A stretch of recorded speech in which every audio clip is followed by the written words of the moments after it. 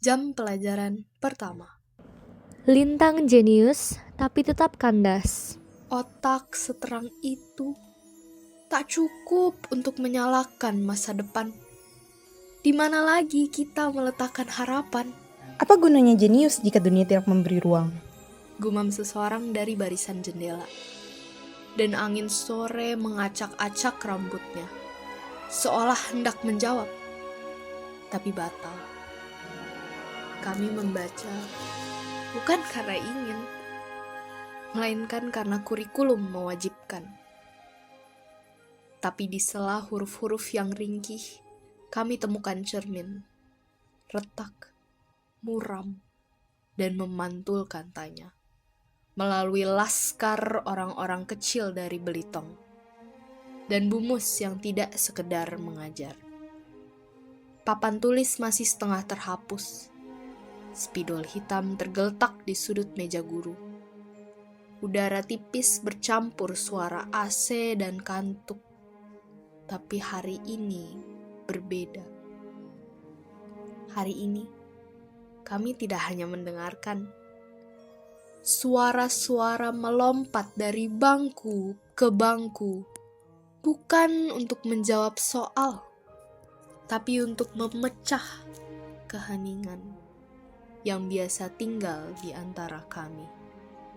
Digenggam erat oleh tangan-tangan yang gelisah, Ia menjawab soal rumit seperti minum air, kata anak paling pendiam di kelas. tapi tak ada yang bisa ia lakukan saat hidup menanyakan hal yang lebih rumit dari itu. Tapi bukankah zaman kami juga penuh penantian dan tangis tersembunyi di balik seragam biru muda? Bagaimana kami dituntut memilih? Jika dunia saja tak pernah memilih kami, entah suara siapa. Mungkin bayangan kami sendiri yang tak pernah benar-benar diajak bicara. Malam nanti, kami tak akan menulis puisi. Kami akan mengulir aplikasi beasiswa, mengulang rumus, menyunting personal statement yang belum terasa personal. Kalau Lintang pintar banget, kenapa nasibnya cuma sampai jadi kenangan di novel? Bisik suara dari sudut paling belakang. Terlalu pelan untuk ditangkap guru. Terlalu jujur untuk didiamkan. Mawar aneh, tapi tidak takut aneh. Ia menyusun seni dari sampah dan canda. Dan itu cukup baginya untuk hidup. Seseorang mencoret-coret lirik di buku biologi. Saat ditanya, ia bilang itu rumus. Karena Mahar tidak lulus IELTS. Dan yang cinta seni diajari diam sejak kecil. Penulisnya kuliah di jurusan eksakta. Bisik seseorang yang jarang bicara.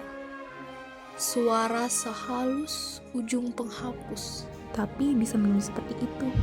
Seolah otaknya penuh angka, tapi hatinya diikat puisi. Kelas seni.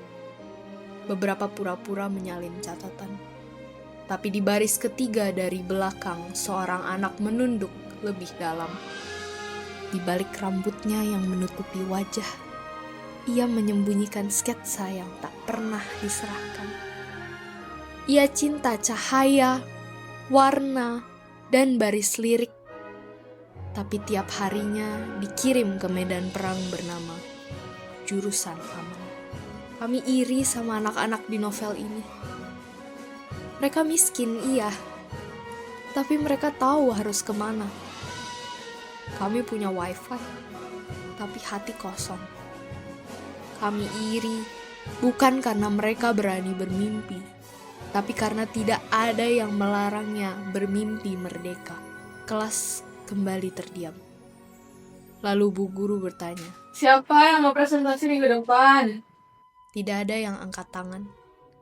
Tapi semua mencatat kalimat terakhir Zahra. Akhirnya bel berbunyi. Dan kami pulang. Bukan ke rumah, tapi kembali ke kecemasan yang menunggu. Di tiap iklan bimbingan belajar, di tiap doa orang tua yang makin lirih, kami mencatat, lalu melupakan esoknya.